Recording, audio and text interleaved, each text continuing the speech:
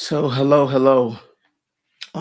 This week I have been promoting and sharing out a resource to all of my K-12 leaders out there in wanting to help with enrollment.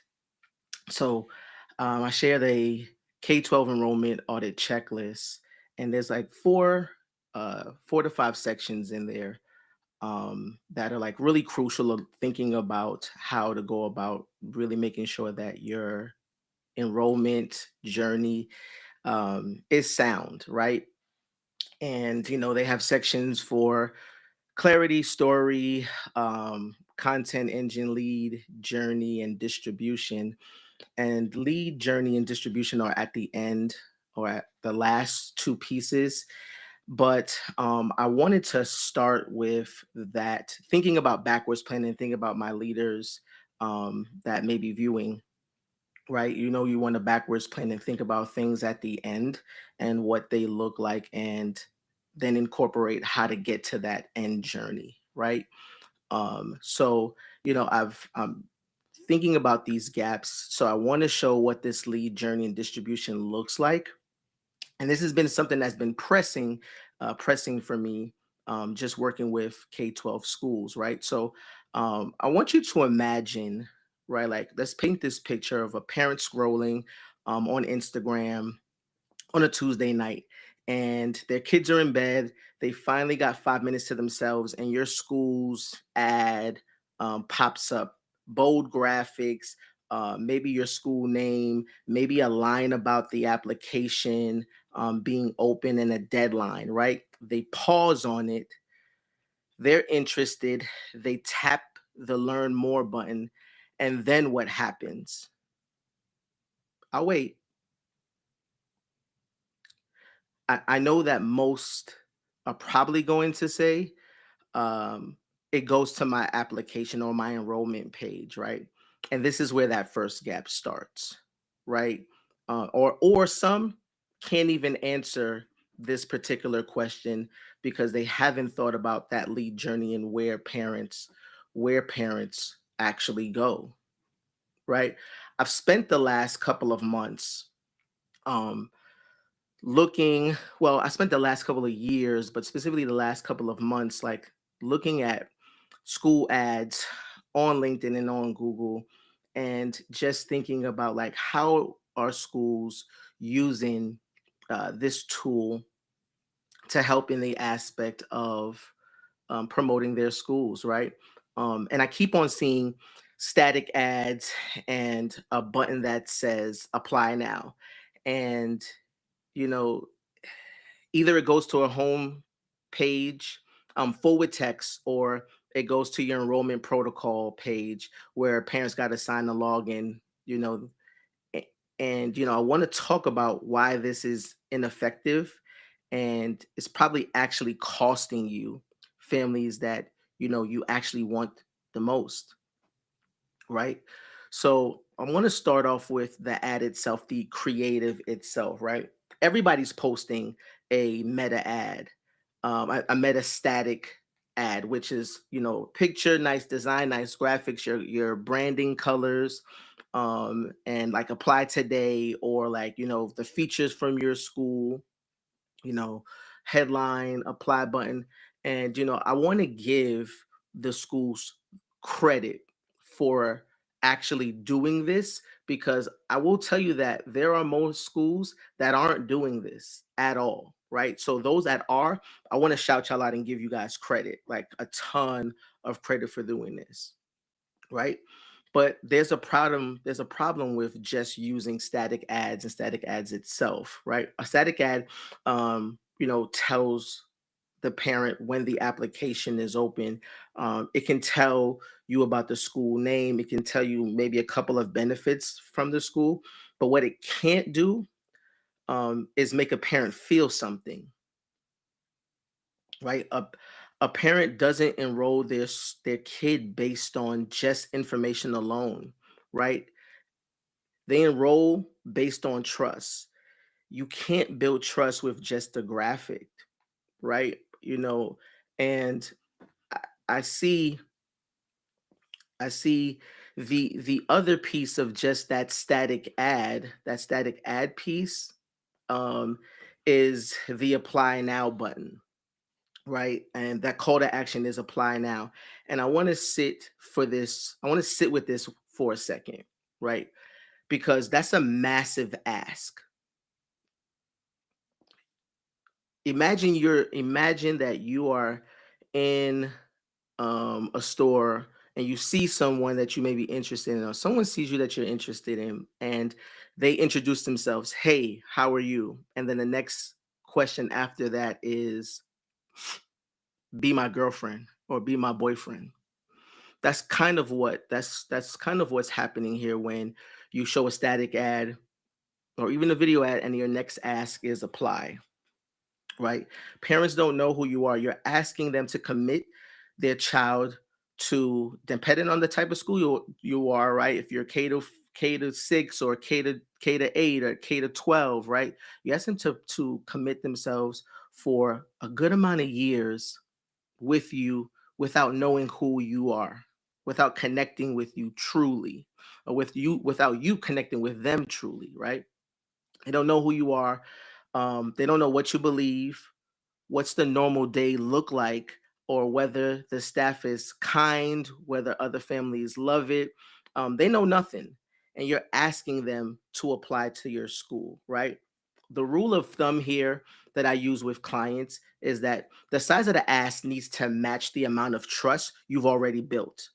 So if you've built zero trust, you can only ask for their attention in the moment, not their child's future. That's too much, right? And just thinking about the real consequence for you, right? So we hear about the real consequence for them, but the real consequence for you, right, is if parents do click and apply and somehow go through the process and fill out paperwork, you're not getting mission fit families. You're not getting families that know you and know what you do. You're getting families that are probably impulsive and are filling out this application at night because they need their kids somewhere. And in the next couple of months when school starts, they're like, yo, I don't know this. I didn't know that this school was like this. Um, and they pull their student out, right? They leave. They aren't families that stay. They aren't families who become your best referral sources. Like you want families to choose you because they understand you and they believe in what you do. That takes time, that takes nurturing, that takes a journey, right? So I've mapped out and I want to share this. So I'm going to turn to my screen a little bit and I want to share what this actually looks like. This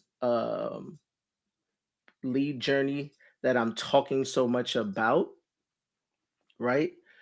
Um and what this looks like is that, so I've mapped this out. Um and the drop off is almost happening in one or two places. Either the ad itself or the creative itself doesn't build enough curiosity to make someone take to tap at all, or they tap and then they land somewhere that gives them no reason to stay. It probably is a homepage with full of paragraphs and text and writing, or an enrollment portal asking for a username and password that they need to create that's going to take time for them to create. um, Neither of those things answer the questions that a parent is actually asking, right? So just want to show you what this like parent lead journey looks like. Um, and before I show you that, those questions that parents are asking in their heads, right? Parents are thinking about when they see that ad, a parent is looking for this ad to answer the questions of, is this school actually for a family like mine? Um, what's it going to feel like to send my kid here? Can I trust these people? Has it worked for other families or other kids like mine? What do I actually have to do next? Your ad, your landing page, your follow-up sequence need to answer all five of these questions before you ever ask a parent to fill out a form to submit for enrollment, right? So, and this is a huge mindset shift, right? The shift is that your meta ads isn't to get applications. Your ads, whether they're on Meta, whether they're on Google, whatever platform you're using for your those ads are supposed to get attention. That's it. One job. Get a parent curious enough to want to know more. Then your job is to give them more in a way that builds the trust between you and that family. The application will come, but it's going to come later. After they feel like they know who you are ultimately. You know, now here's something Meta will actually tell you, right? And I'm not going to get into the weeds with it, but when you just post static ads, because I've done a good amount of meta ads for clients and for myself, right? And the meta ads will tell you that, hey, you're posting this image, but they're also going to say, hey, to get better results, you need to post video, a reel, because the algorithms now for a lot of these social platforms are pushing video over imagery, right? And just stepping back really quick, right? Let me just introduce myself, right? My name is Gary Wade. I jumped into this really crazy because I'm so passionate about this, but my name is Gary Wade, and I was a former educator and school leader, um, turned creative partner and strategist for K-12 charter schools. And I've done this work um, uh, over the past, I would say, 15 plus years of working in schools and then working with schools. And I've seen a lot of things from parents talking to me directly and the experience of just being a school leader myself, right? And, you know, with the meta ads aspect, right? Like you can put all the images that you want there, but it's going to promote video more. So if you're just running static ads, which are photos, and I'll show you what a static ad looks like. Fall back to the let me fall back to um what a static ad is, and let me just give you the example really quickly, right? So a static ad is this, right? A static ad is these photos, these pictures, right? And then this is the copy up here, copywriting. Immediately, like this is what a parent would see. These photos, this photo, this is a it's a graphic, like a GIF. There's only a couple of seconds. There's no words here. I played this before. Um, and parents will see these, and then the ask at the bottom is apply now. This is what I'm talking about. Where like this is a lot. You're telling the parents about your school. You're really talking about yourself to the parent, and then you're asking them, to apply now, right? And so this is what a static ad is. Let me go back to the parent journey and share what that looks like and why that's important, right? So in thinking about this mind shift, like let me walk you through this parent journey should actually look like, right? And it's several different steps, right? I'm going to break them down into five, but it's several different steps, and the goal is um, to not make it long, but the goal is to hit every step and make every step not feel pushy, right? So when it comes to creative, right, I think you use a combination of static and video, right? And speak to, and when you're using video specifically, because I'm a video guy, right? I want you to speak specifically to parents' pain points and their desires, right? Either or, right? When you put the ad up, you're not asking for an apply. not asking for a reply now. Your CTA, your call to action is watch our story, watch our video, learn more. I would say is probably the best thing that you can do. Learn more. And in this call to action, um, you're then asking for their contact information, their email. That's the biggest ask that you're asking at this point, right? And what that looks like is here. So meta ad first, right? Then you have, I say this goes to a school landing page, ultimately, because that's what you can control. You can put your text, you can have your next video here so that parents are watching and you control, not even kind of, you control their journey in this point. At this point, you're capturing or you're asking them for that email, right? You're capturing that lead information, their email, their name, their number. Best practice that I see is like email, name, number, and also figuring out what grade level they're looking to attend, right? So you have those things being asked from the parent when that parent clicks. I wouldn't send them to your homepage. Um, I've also seen people send after a meta ad, send them to their Facebook page. If this is organized well, if your Facebook page is organized well with actual charted videos or charted content that parents can follow, that's a good idea. But just sending them to your Facebook page I mean, your Instagram page that just has random pictures, photos, videos, and it's not curated in a way to provide information to lead to the application process, then I wouldn't send them to my Instagram. I wouldn't send them to my Facebook. I just wouldn't do that. Um, that's why I say a landing page is best because you can control the information that you're putting there. I'd possibly send them to, if you have a YouTube page that has tons of video there, I would send them there also, and point them to the particular YouTube video that you want them to watch. And in that YouTube video, you have sequences that you can create while making those YouTube videos to send them to another video and send them to another video, right? Because they're getting that information from you that they need to know to make this crucial decision of where they should send their child, right?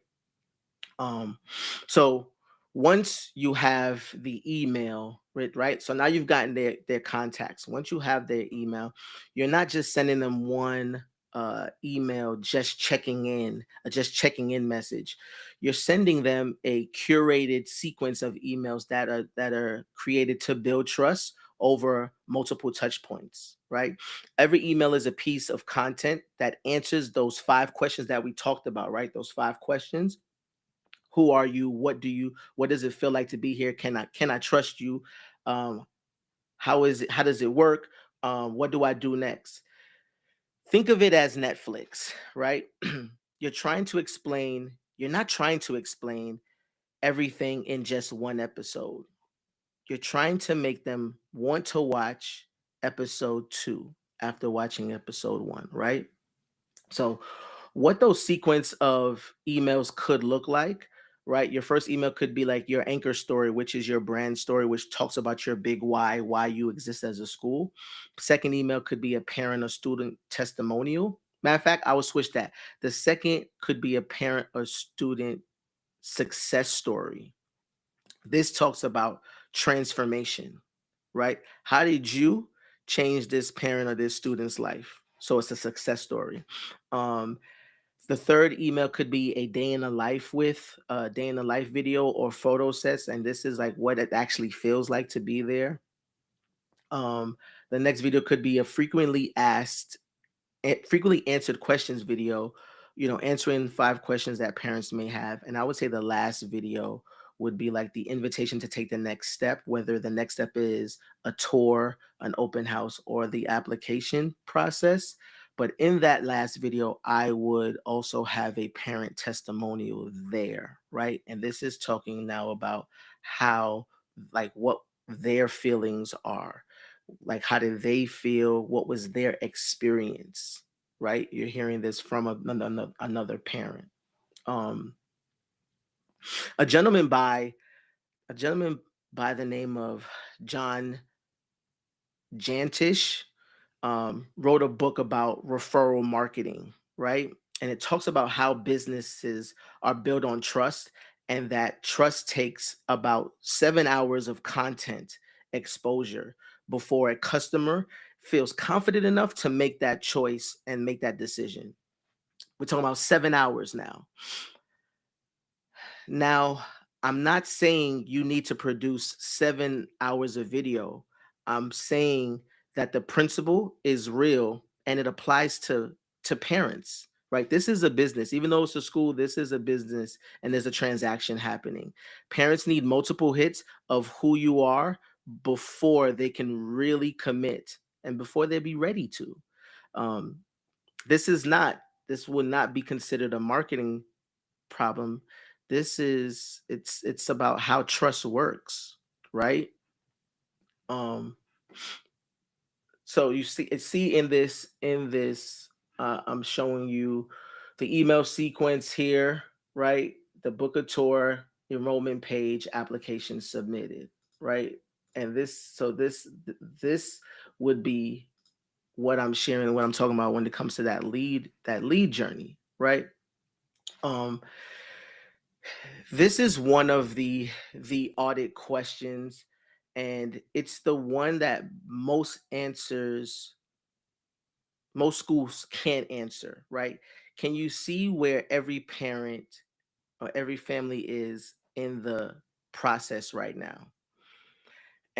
And not in your head, right? Like in an actual system, whether they're a new lead, whether they watched the video, whether they toured, whether they're undecided or they applied, they're on a wait list or they're enrolled. If you can't say or see it, you can't follow up effectively because you don't know who needs what actually, right? In this particular system, right? Think about it as Amazon. And Amazon tracks every package that they send out, right? You know exactly where it is in every step. Your enrollment process should work the same way. Every parent who expressed interest should have a status, and someone on your team should know it, right? The one, this one simple and most strong, most schools get wrong. I'm sorry. This is one that's simple, but schools get it wrong, right? When a parent submits a form or fills out an interest card and emails you or anything like that, they should get a response same day, I would say within 24 hours at most, but I would say same day.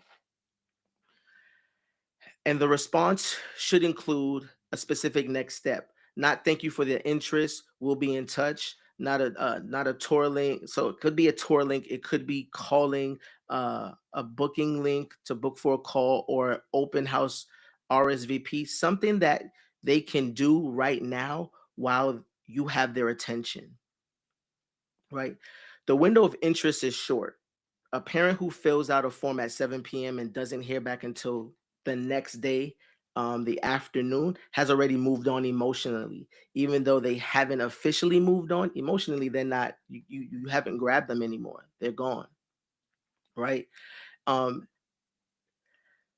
I want you to now, if you do have your your audit, right? Your audit checklist. I want you to, let's audit you right now. Like while I have your attention,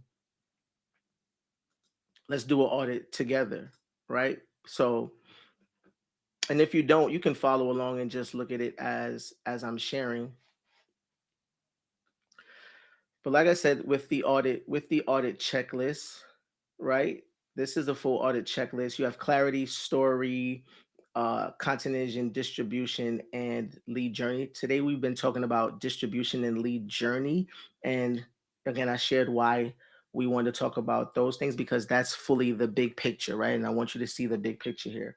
So within the lead journey, right? We put up these 6 questions. We're going to go through them together. So, does every inquiry get? Let's start with. Sorry. Let's start with.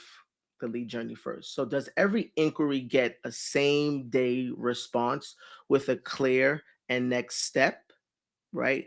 You're checking that if you got it, you're leaving it blank if you didn't. Can you see where every interested family is in the process right now? Give it a check or leave it blank.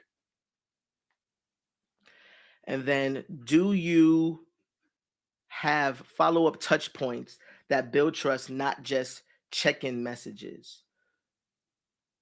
You want to check that or not check it if it doesn't apply.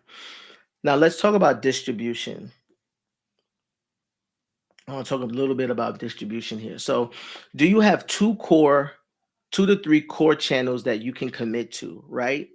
Um, this is interesting because really, like, I think schools tend to spread out openly a lot and can't manage when they do like 4 to 5 channels, whether that's Instagram, Facebook, TikTok, um, LinkedIn, YouTube. They spread themselves too thin and they're not able to be consistent with them, right? So, do you have just, I would say, just start with two that you can commit to with clear roles. And if I could pick or help you with the two, I would probably suggest your website being one. And I would probably suggest, if you, depending on where your ads, where you're going to use paid ads, whether it's Google, then I would say Google, YouTube would be it. If it's going to be Meta ads, I would say Instagram would be it. But depending on if you're using Meta ads, you can go Instagram and Facebook. I would say are intertwined, right? They play together. The next question is, do you run at least one consistent traffic driver beyond word of mouth? And that's the paid ads aspect, right? Or do you use email to nurture? Do you have a partnership with someone's talking about you? You know, it's just beyond word of mouth. Check it. If you do it, leave it blank if you haven't. And then, do you know what your top three entry points that actually produce inquiries for you, right? And that is tour page, interest form, open house, RSVPs, right? Those are the things that would create that interest, those entry points for parents. You know, these are the 6 questions. And if you got a 5 or 6, you got a solid pipeline, or yeah, solid pipeline going on. The audit the quality of your nurture content and make sure that your same day response is actually happening. Now, if you got a 3 or a 4, you've got a working system, but there are specific gaps costing you families and who would probably be a great fit for your school. If you got 2 or less, you're running a word of mouth and hope, which means that there's work and you're only working when it's enrollment season, and enrollment season is going to be super hard for you, right? So we can definitely fix that infrastructure before before this enrollment season happens, right? So now, you know, when you have a lead journey, when you don't have a lead journey, you lose families in between gaps of either I'm interested and then I'm ready to enroll, right? Those other pieces that I shared of clarity, story, content engine, those fit into this lead journey, right? So now you'll see that bigger path of like what you need to do, what you need to set up for parents to actually have them enroll in your school, right? You got to make sure that you've had that lead journey fixed so that those other pieces will be able to work within there, right? If you haven't scored yourself yet, now is the time. The link will be in the description and pinned in the chat. It's 15 questions, 4 sections. It takes less than 10 minutes. It's going to tell you exactly where your gaps and where your gaps are and give you the starting point that your specific school needs. Um, but if you scored it and you walk through it and you found some stuff, like we do discovery calls. I'm actually doing a uh looking for 10 school leaders that want me to come through and audit for them, like actually go to their websites and things of that nature and audit for them. If you are interested, send me a DM, right? And if you got that two or less, right, like we can create this infrastructure for you that you see here with the video production also attached, right? I've built this story driven enrollment engine for schools in situations exactly like yours. The link is in the description below. I want to thank you for attending or watching this, right? Leave a comment. You have any questions? I'll be back Monday, next Monday, next Tuesday, next Wednesday to talk about story and to talk about clarity and to also talk about content engine and why those are important and why you also need to audit those. But you know, this content exists because too many good schools are invisible, not because you're not doing the great work, but because the families who would love you can't find you or don't trust you yet. This is most definitely fixable. And now you've got a map that'll help you figure this out. So let's get to work. Thank you all for joining.